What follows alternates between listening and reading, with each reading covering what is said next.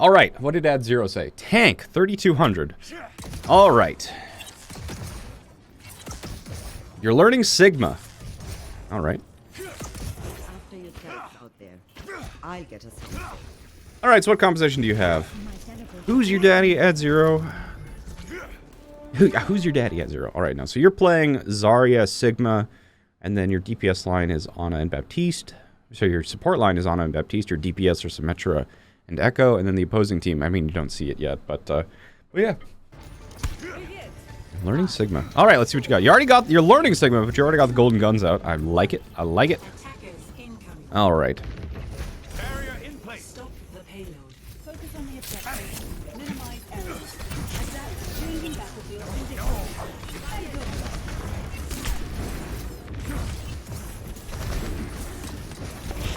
Executing flight maneuvers.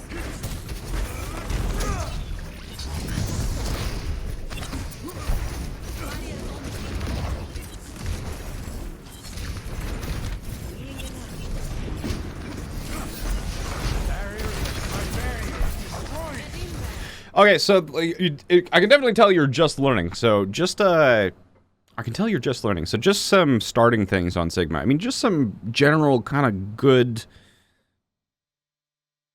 habits, I guess, on Sigma is anytime that you're playing into a composition, you really have to decide whether you're going to be very kind of frontline or, you know, especially if you're playing double shield, you're going to have kind of two options when you're playing Sigma. You want to either be frontline because Sigma pulls out an incredible amount of damage, just like really nuts damage, especially if you have choke areas. You know, if you're playing, for example, like first point Numbani defense and there's that high ground, if you can just spam those orbs in there, you know, the orbs have an explosion. Your rock even has AoE. Like, you know, that's one of the things that people don't really realize about rock very often, but rock has a splash damage as well. So when there's a lot of people grouped up, you do an absolute ton of damage.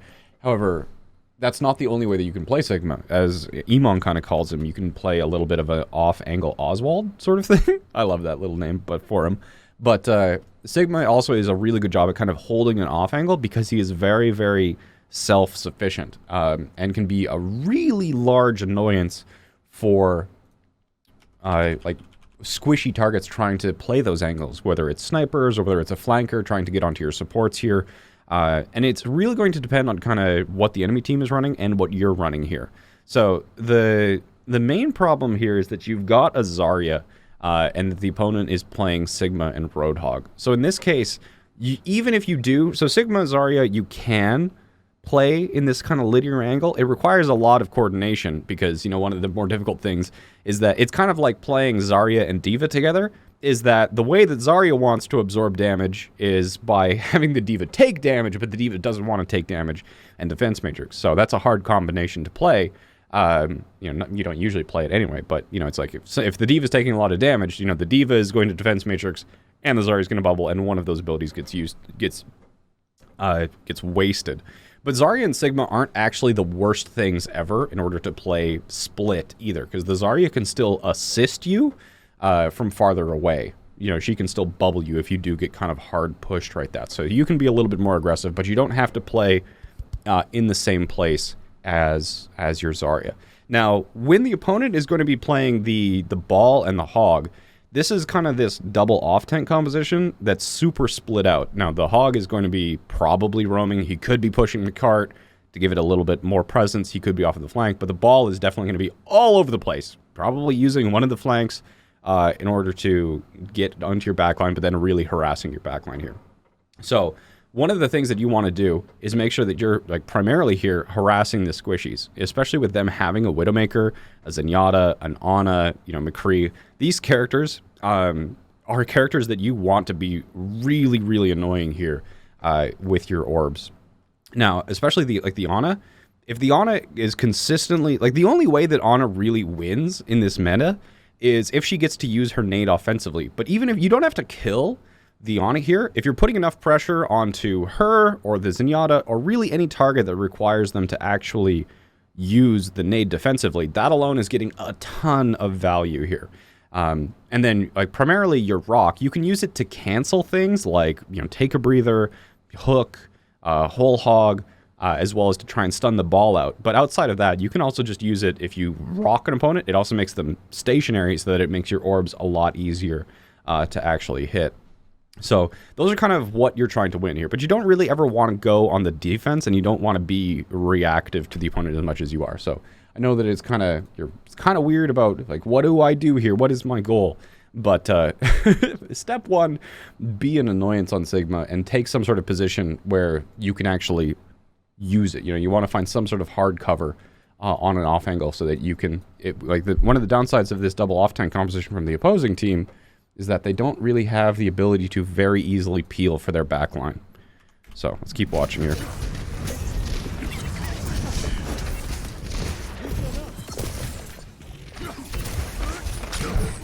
Yeah, so really early rock. This rock, it's like, it does a decent amount of damage. I do believe it's 70 damage. I'll just double check that. I always like to have the numbers up. Yeah, so it's 70 direct damage, 40 splash damage for the rock. So it doesn't do like a ton of damage overall. It's very much primarily, you know, it's not skewed so far as like a Brigitte Shield Bash, which does 5 damage and is almost exclusively used for stuns and mobility. But yeah, it's your actual orbs themselves, both of the direct damage, you know, it does 55 damage per orb. So if you're, in terms of like looking for damage, you should still just keep with your left clicks. It's going to be a lot higher damage just in general. So really early there. That was good, plus the melee.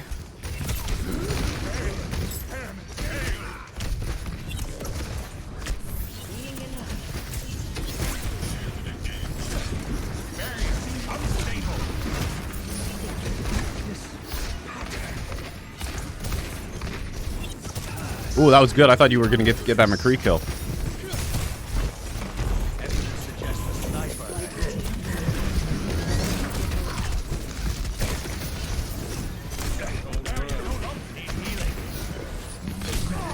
Okay, so there's your cooldowns. You want to be using your cooldowns for a lot more specific purposes. You know, this is something that I see a lot. It's normally kind of a problem that we see in gold and platinum just in general.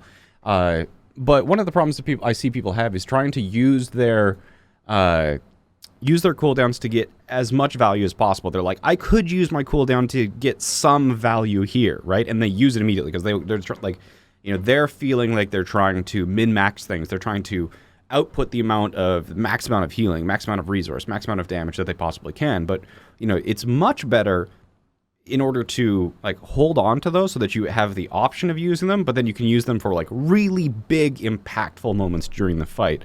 You know, especially when you're looking at kind of characters like, well, you know, let's keep talking about Ana. You've got a Baptiste as well, right?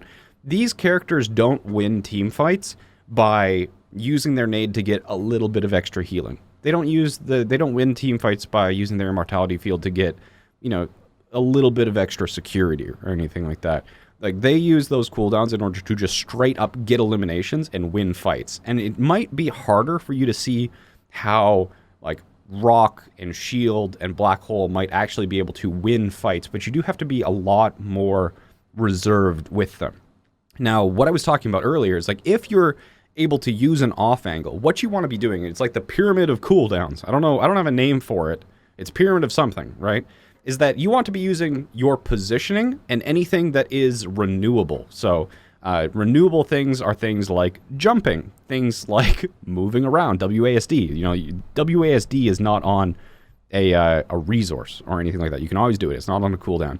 And then for Sigma doesn't even have to reload, so you can shoot that. But other things that are like less intuitive that are, you know, renewable, are constantly up, are like Baptiste's Exo Boots, for example.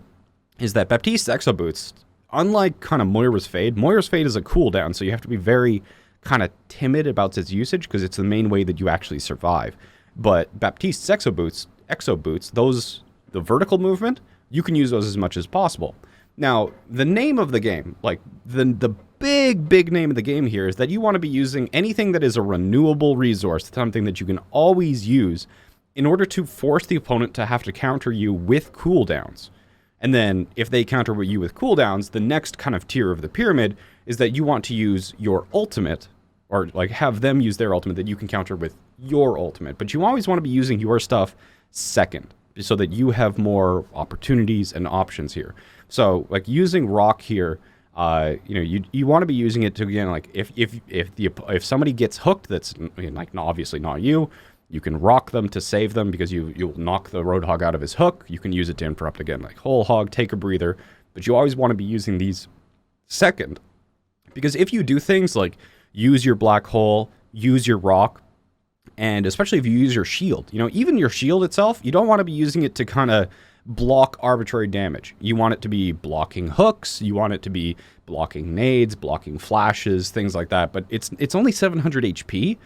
It's not something that you want to just like keep up, right? You want to kind of use it when you have to, but other than that, use this natural hard cover in order to try and get more value while wasting fewer resources.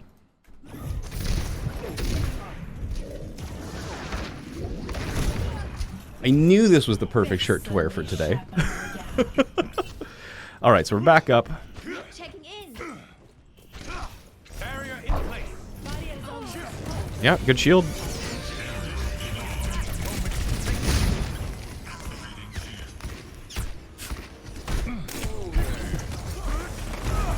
Unfortunate. Barrier is about to break. Barrier is out of existence. Just closely take them out. So just a few things. Just because you can doesn't mean you should. Like, those mines were wasted. They were wasted, 100%. You don't have to throw your shield through them. You can do that in order to kind of clear a path of retreat or save somebody who's stuck in them, and it's good that you know that you can do that, just like send your shield through a minefield. But you're also really far up, and then it got you into a position where, you know, there was a McCree there, and you very easily could have died. But the payload is not in a position where you have to contest, so there's nothing wrong with you just kind of chilling here and just be like, nice mines, nerd. And the other thing is that you were breaking those shields with, like, you were breaking those mines with your shield. Now, because this is kind of in this interfight period, one of the things that you have to remember is that the ball doesn't get ultimate charge from having damage go on his, or damage from his mines, right? So one of the things you can do, like hit tab, check your healer status, and you can see that your Ana doesn't have nano yet. So as long as your Ana is nearby, which I do believe she is, where is she? Where is your Ana right now? Oh, okay, she's not. I thought she was. But one of the things that you can do in a lot of situations that you're playing against a ball is if the ball drops mines that doesn't get used to them, constantly walk into them. They do 130 damage each, and that's a super like a ball who messes up his mines feeds the enemy ult charge for free. Now, especially when you're playing with something like a Baptiste. Now, the Baptiste already has his ultimate, right? But Baptiste can heal a lot, and his ultimate is really powerful. Nano is really powerful. Arguably more powerful than mines themselves. It depends, right? But usually, you know, you find situations where like a Baptiste will drop into Immortality Field, everybody will peek around the corner shooting for free, and then you recover and regenerate that health in order to feed your support's ultimates. But it's a huge advantage here, so take that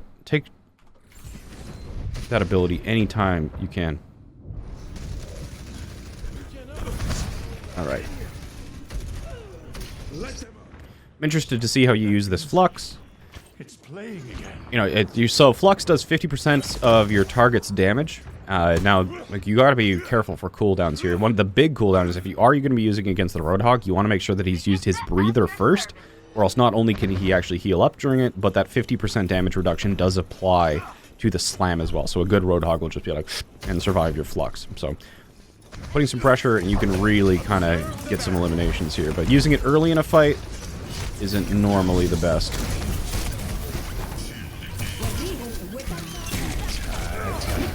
Good black hole.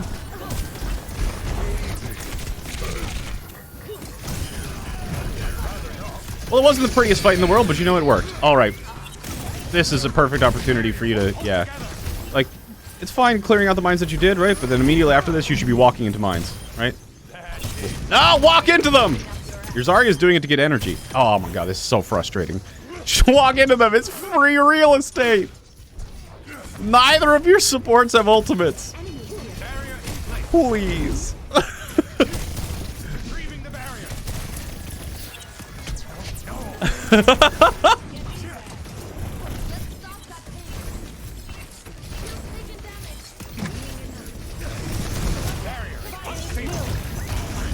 All right, so it was the again, like you're like, I've got a rock, may as well throw it. Yup, rock. Yup, rock. You know what? We got this in. Counts. Ooh, close. Man, it'd be really nice to have a rock right about now for that whole hog, eh?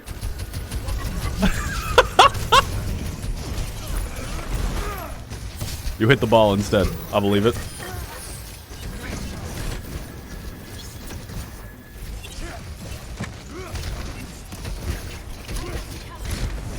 Enemy in my sight. Activating the barrier. Yeah, so you're definitely going to have to get some time used to the actual aiming of the left click on Sigma, which, by the way, Sigma's orbs are actually slightly affected by gravity, so they do kind of drop down a little bit. But yeah, you definitely have to work on the projectile. You're not aiming far enough in advance of the opponents there. What was I wanting to look up? Oh, it was the range of the hyperspheres. Yeah, so 22 meters. I knew it was some obscure number here, but so I wanted to. We'll come back to this one, but I wanted to jump into. Where's Sigma? Thank you. All right. So in this situation, right, this is where you're playing around here. Now you're playing kind of on the ground here. Now this is a mistake that a lot of people use. You know, don't blame me for it. A lot of people do it. Is that they're just playing kind of in the open because they have the shield, they have their black hole, and they've got a lot of HP. They're not really at risk of dying, right? But you'll just bleed more resources here, right? And it's going to be hard to take out a ball, especially a ball who's actually supported. Now you have a Brigitte, who is not going to die solo, to the ball at least. You've got the Ana as well, who is well positioned. And you don't, even if you did have them, peeling for the ball early on is just going to give the opponent way too much space. So, you know, the opponent had the Zen, who was back there. They had the Widowmaker, who was up here.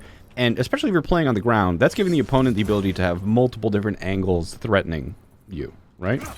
So, if you were to position, like, you want to be in the same thing with, even when you're Reinhardt, even when you were pre-nerf Reinhardt, when you had kind of 2,000 HP, you don't want to be just in the open. You are not a replacement to cover, you augment cover. So you make that cover stronger, and that cover helps you, right? Is that if you're kind of playing against a McCree or something, right like that, let's assume that I'm up on the high ground here.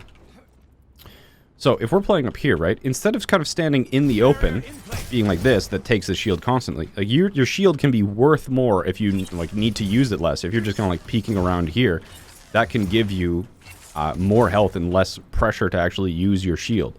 So like managing that shield. Now, if you were kind of stayed on this high ground position, then that Zenyatta who's back there, if you were to stay here, you could shoot at their backline, right, and force them to back off. Which then, if the Roadhog was still trying to contest, the ball was still trying to contest, that would make them a lot easier for you to kill. Not only you, but the rest of your team. You force them to back off. You make all of this area, especially with these orbs as well, you make all of this area basically impossible for the opponent's squishies to be. And they're not playing the tanks that can really directly contest you or make safe space, right?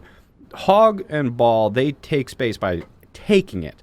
You know, they put a lot of pressure, but they aren't kind of the type of tank that makes space defensively. You know, if the opponent had like a Reinhardt or an Orisa, something that I could actually hard shield and contest you, then they would be able to make some of this space safe for their backline, but they don't have that. So threatening that backline, making sure that these positions are not available for the opposing team to support their tanks are really important. Alternatively, you can do the same thing while you're up here. Now, the big benefits about these positions is that if you are up here, you know, whether it's behind these crates or out there farther, wherever you want to go, no, you can contest these positions and make sure that this flank space isn't actually controlled by your opponent, but you can also just shoot directly. So when the opponent, like when there are no people in the backline to pressure or contest, you can also just contribute to shooting the tanks who are trying to do dumb shit on the point. So, like, you want to be finding these hard-covered, natural positions to sit in and use your shield and all your cooldowns to augment and kind of really entrench that position where somebody's going to really have to invest a lot of resources to get you out of there. And so long as you're there, you make a lot of these areas, you project a lot of threat onto any of the squishies around you. So, yeah, that's the main thing I kind of wanted to point out there.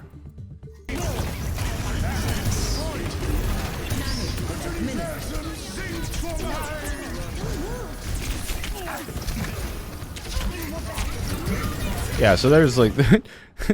Why is this Ana just allowed to exist here? There was the Zenyatta up there before until he jumped down off this jumped down in order to transcend the grav, but they've like he's very easily in your line of sight. If you were to just look at this Ana and just put 2 orbs into her, she'd have to back off. She's probably already used her nade. Oh, she hasn't used her nade here, so this is dangerous, right? You never want an Ana on high ground overlooking you with an offensive nade ready to go, right? You know, even if you don't make that Ana back off, you'll force her to use the nade on herself. So, you know, just little things about threatening these people, putting them, especially when they're playing the Zenyatta Ana. There's like the Zenyatta Ana and the Zenyatta Baptiste combinations are very kind of glass cannony.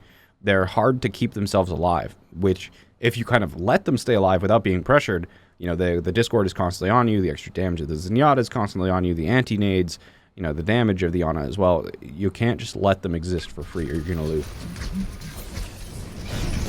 You know, and it's like one of those things, I see you talking in chat where it's like, this is one of the things that I'm just struggling with awareness. And like, it's very, very hard to kind of learn new things when you're playing, especially in team fight. You want to go into the team fight with a plan.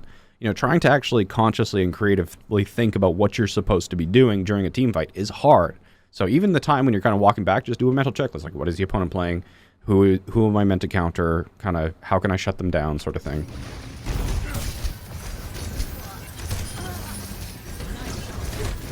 Yeah, so it's like, again, that shield, you're just kind of using cooldowns because you have them, right?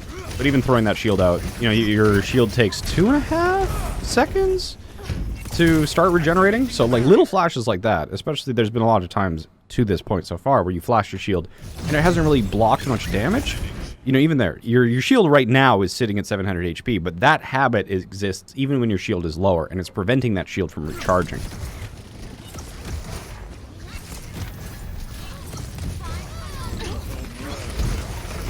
That's a good rock. Oh, sure, now we walk into the mines.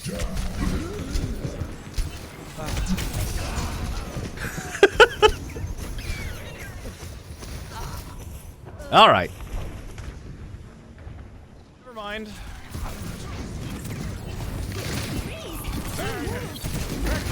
Still like that rock. One of the, like, again, one of the things, I mean, I haven't said this for a very long time. It's been a while since I've been coaching. I used to say it all the time, is that good positioning has context, right? So there, on each map, there's going to be a position where you want a position in places where if the fight just goes on for a long time, or if you're reusing the technical term, like in the neutral, the opponent loses resources at a faster rate than you do. And the position that you've selected is not one of them, right? So if you're holding here, right, your backline doesn't really have some very good points to position, whereas the opponent backline, they have this place, including not only a mini health pack, but also a high ground. And it's very defensible, and you are very linear, and the opponent is playing Zenyatta and Ana, right? So this is going to be one of those situations where you're holding in this position, which you're trying to hold forward. Obviously, I get it. You want to give the opponent... you want to try and prevent the opponent from getting as much push on the payload as possible. But the problem with this location is that even in the neutral, you're going to lose. Now, if the payload has to be pushed farther up like this, then they have to get through this choke, and this is going to give your team a lot of position where you can actually stay safe, as well as positions that you can use the natural cover of to augment your shield and make you harder to dislodge, and also make it easier for you to attack other people. So, that's kind of like positioning as context. But don't try and fight where the opponent is strong, even if it forces you to give up some space. So this happens kind of like on King's Row. Everybody knows the main positions that you hold on King's Row, right? You either hold bookstore, you hold arches, or you hold basically at third, around that last kind of right angle bend sort of thing. So holding in positions outside of those three for the defenders are positions where they would lose in the neutral, so you don't do it. It's basically a free team fight for the opponent.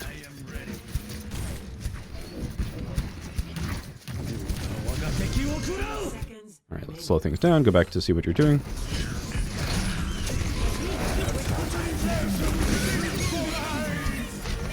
I was like, you don't have a McCree, they're McCree flank high nooned. Is this platinum? You got him. You got him. He's dead. Big kill. Big kills. You're the hard carry. You're the hard carry.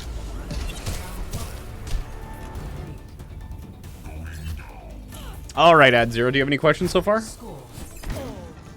So how should your shield management change according to my second tank? Now, your shield management itself, like shield management is a skill.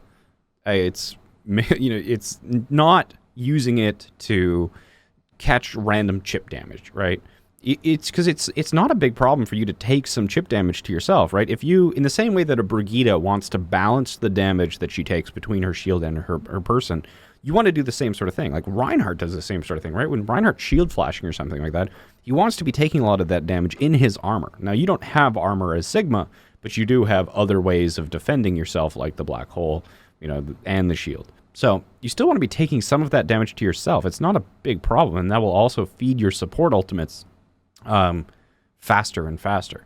So, like, being okay with taking some amount of damage, like a conservative amount of damage, especially if you put your shield up to like block 50 damage, for example, but your shield was at 200 and you just flash it to catch, like, you know, whatever, a couple Genji shurikens or anything like that. But if your shield was just about to recover, that can delay your shield's recharge for, you know, like 3-4 seconds sort of thing. So overall, like, catching 50 damage worth of, like, incoming spam or poke could prevent you from having 400 or more extra shield to use in the future. So that's kind of one thing, is like making sure that there is kind of, like, you know, I would primarily be using like the shield when I need to hard fight, blocking cooldowns like flash, you know, like a Zenyatta right click if I really had to, definitely Roadhog hooks, things like that, because obviously you can't, especially for yourself. But yeah, I mean, especially, like, Roadhogs are always so hook happy, even up in Masters. Like, you can bait a Roadhog real hard, just be like, oh, look, I'm a dumbass Sigma. And then just be like, you know, they try and hook you, and you're like, shield. And then they just look like an idiot, and they have to play passive for the next couple of seconds. So, but yeah, you know, your shield being a cooldown is meant to block, you know, its primary purpose is to block cooldowns. Its secondary purpose is to block damage. That's even true with Reinhardt, right? You know, you're trying to, like, block anti-nades and things like that. But yeah, so, like, shield management as a skill doesn't change with your second tank, because it's primarily, like, all of the, you know, you're not at a high enough level to start adjusting shield management with your second tank yet. It's just, like, you need to understand the basic principles, because I hate how there's different shield recharge times for every hero in the game. I think it's, so it is 2 seconds. So it's 2 seconds. So experimental barrier has to be down for 2 seconds before it starts regenerating at 80 health per second, right? So this means that if you've taken, you know, let's say your shield is down to 300 HP, right? You need to wait the 2 seconds for it to start regenerating, and then after that you need to wait 5 seconds for it to get to full HP again. So if you're at 200 out of your 700 health on your shield needs to be down consistently the entire time for a full 7 seconds to get your health back. So you need to be playing away, and that's one of the reasons why hardcover is so important, is that you need to be playing away where you have the opportunity to fight without your shield for considerable periods of time during a fight.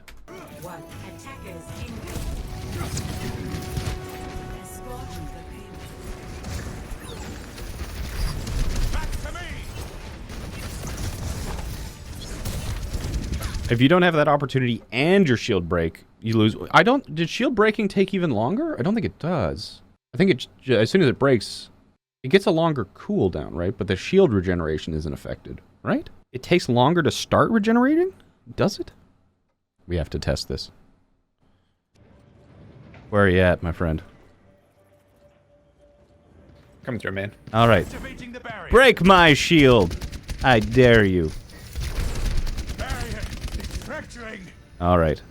1,000, 2,000. Yeah, so it's still the 2 seconds to start regenerating, right? It's just the cooldown. So you can't redeploy your shield until you get back up to that 240 health on your shield, right? But the actual, like, the regeneration of your shield is not affected if it gets fully broken. I think this is just a quality of life thing. So it is probably, like, really, if your shield gets hard broken, you're like, it's not like you're gonna want, you know, maybe on the off chance that you'll want to like flash it at like 40 HP, because there's what was it? I remember watching a video way back of like an Overwatch League Reinhardt who dropped his shield at something like 7 HP or something right before it broke, and then caught a high noon with it, where he flashed like frame perfect the shield to catch a high nooning McCree's shot, and he tanked like a fully charged high noon shot on him with 7 HP of shield. So, I mean, that's pretty cool, but yeah. So I wouldn't be worried about letting your shield break for shield management reasons. Like, if you need to tank that damage, right? You need to tank that damage. There's not much else you can do, but yeah. So I don't know, lost my sock. Fight me. God, this is gonna go well. I win. And the apple. I am superior. You're so good. I'm amazing. Imagine not being able to 1v1 a Sigma. Oh no.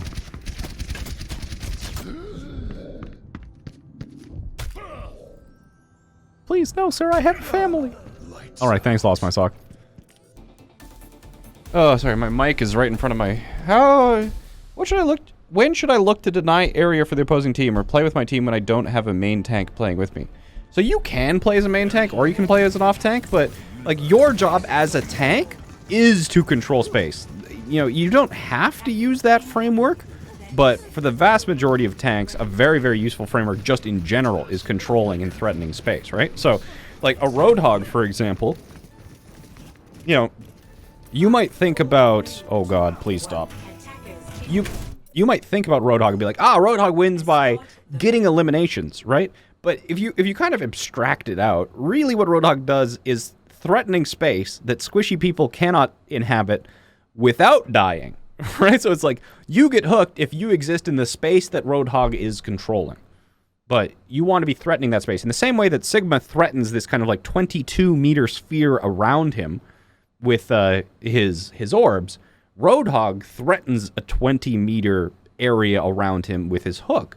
And the same sort of principles apply to Roadhog, right? Roadhog can be a little bit more flanky, and because he has that one shot, he can be like, I am suddenly threatening this area, and now you're hooked and you're dead, sort of thing, and then I retreat. You know, he doesn't have to have as consistent of pressure on areas as somebody like Sigma does in order to get eliminations. You know, Widowmaker's the same sort of thing. Like, you know, how many people have been really just pissed off by a Widowmaker who just, like, takes a really aggressive angle, shoots once, gets a kill, and then just, like, warbles off into the distance, right? It's really annoying, but it's true, so. Yeah, like, space control is just, like, a tank principle in general.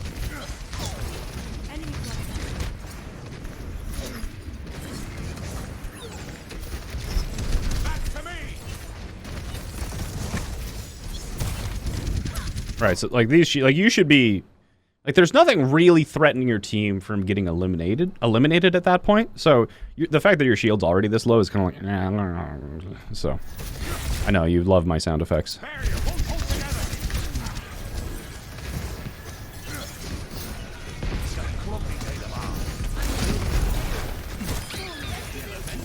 And like, one thing is that I know it's really tempting to try and hit these skill shots on the ball or anything like that, but ball is going to be, like, one of the things is that ball, his main weakness is after he's used his grapple, right?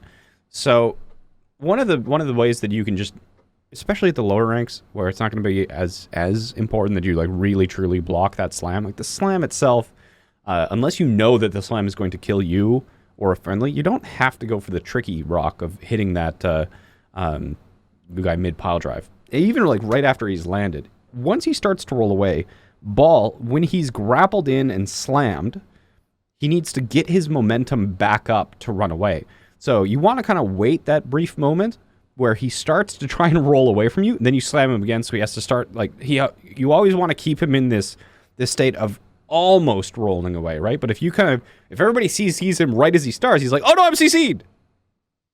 Well, anyway, and just rolls away. So, but if he's like, well, what, and then you're just constantly stunning him right there, it gives you longer to actually finish him off. So, like, you can block the slam damage if you feel like it's necessary, you know, with your shield. But then, like, give him a second to start rolling away, and then rock him so that he sticks along sticks around longer and more people can have easier shots on him.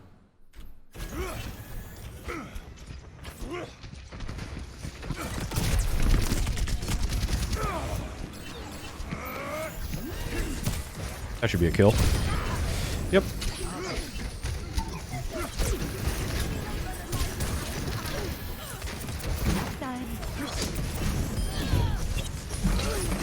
Great rock.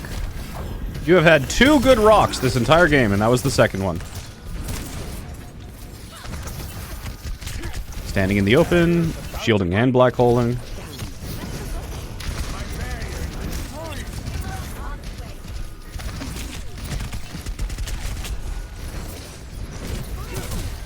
Go. I see you.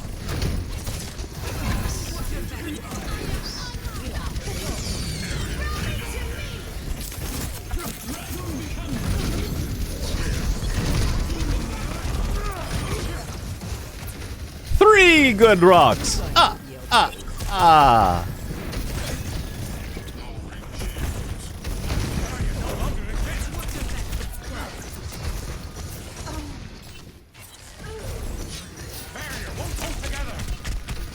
Oh no. Oh no. So, yeah, like the same sort of principles that we've been talking about would have applied in that sort of fight. The soldier and the Zenyatta were too free.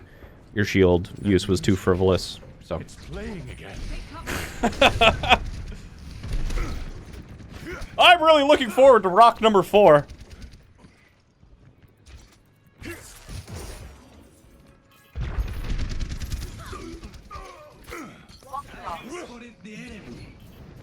You won't see it? Unlucky at 0. I want confidence. No. Did he use vape? Oh, no, he didn't.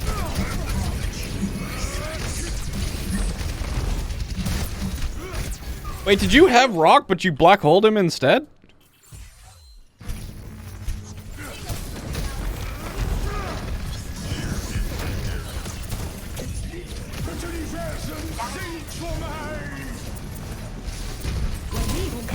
Oh, you didn't. Okay, it was 1 second cooldown. I was like, wait. We got him. We got him, PogChamp. No, it's better to rock the whole hog.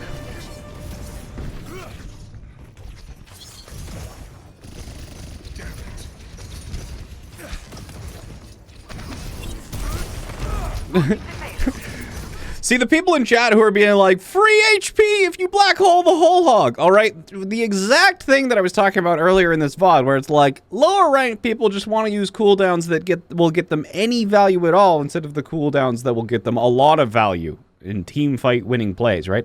I assure you that in a team fight, you are always going to have opportunities to reduce the amount of damage incoming. You're a tank. People like shooting you. People like shooting you. Oh, that was so close. You could have gotten that one.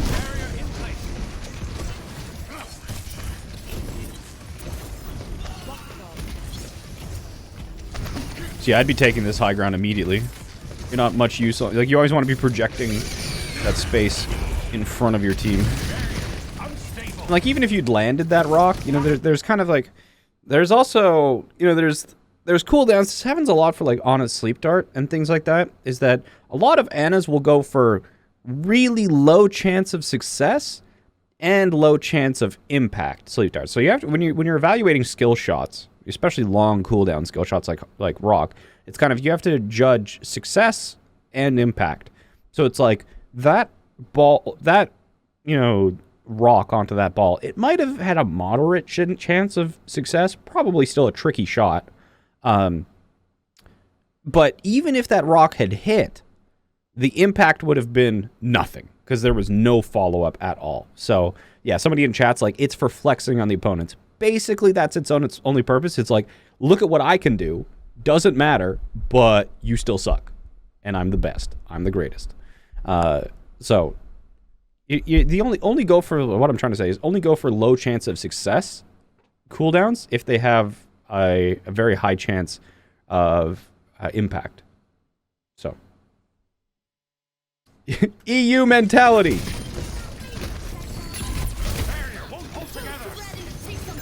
Yeah, there's no real reason for you to be off the high ground here. Especially with them having a Reinhardt, you dramatically reduce the effectiveness of a Reinhardt's space control if you're on high ground above him.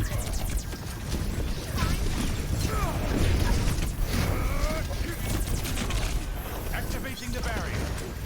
And you're like, even when they have a Tracer, right? Or a ball, it's going to be less impactful at this rank, right? But a Tracer seeing that you've used Rock, in the same way that if they've seen you use a hook or something like that, that also enables the opponent to play more aggressive because you can no longer threaten them with that cooldown. You know, sometimes the threat of a cooldown is more important than the cooldown itself. Damn, that was close. See, that's great. I mean, this is... Oh, there's a hog! Hook! Or no, he's not hog anymore. He's Reinhardt. I thought he was still playing hog. My brain was like, threat! But that was probably the best positioning you've had all game right there, so.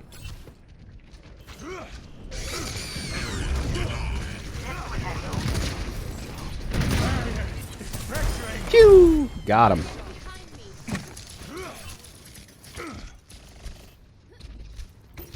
High ground, please, for the love of all that is holy.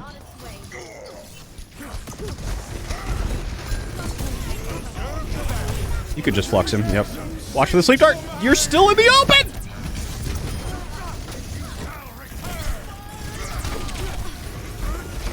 Rock!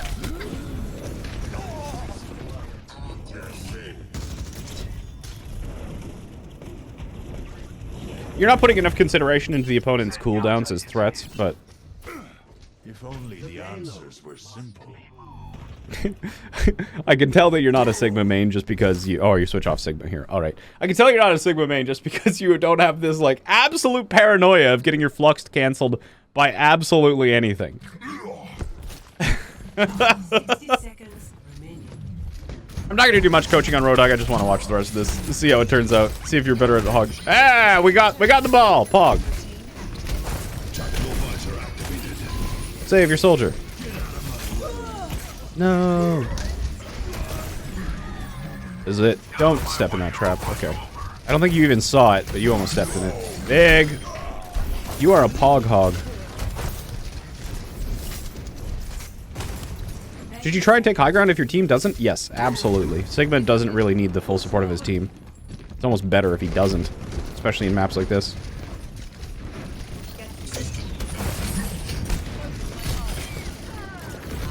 Your Echo is not having a good time. Oh.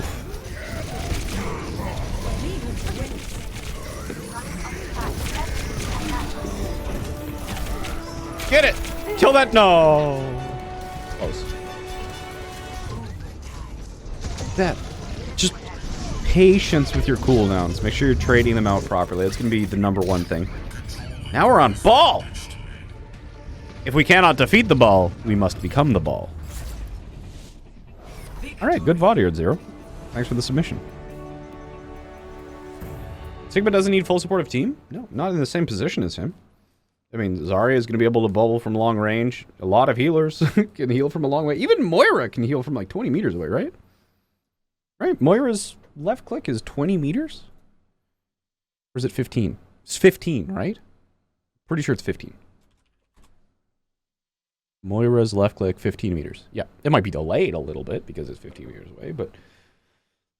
Yeah, you don't need to be 3 meters away from your team in order to get supported by them. Alright, Ed Zero. Any questions, final concerns, comments, queries, pregnancies? Yeah, definitely. If you, I think that you're probably pretty accurately rated right now, but you're definitely going to need to work on your cooldowns. You're going to have to work on your cooldowns a lot more if you want to climb. Not so much. I think I understood my mistakes. Perfect. All right, chat. So if you go, we're selecting these by basically just picking from the replay viewer. So I will open up the selection for the next VOD in just a couple moments here. So make sure that you've got a VOD to submit. I definitely prefer looking at losses because there's more to coach. But yeah,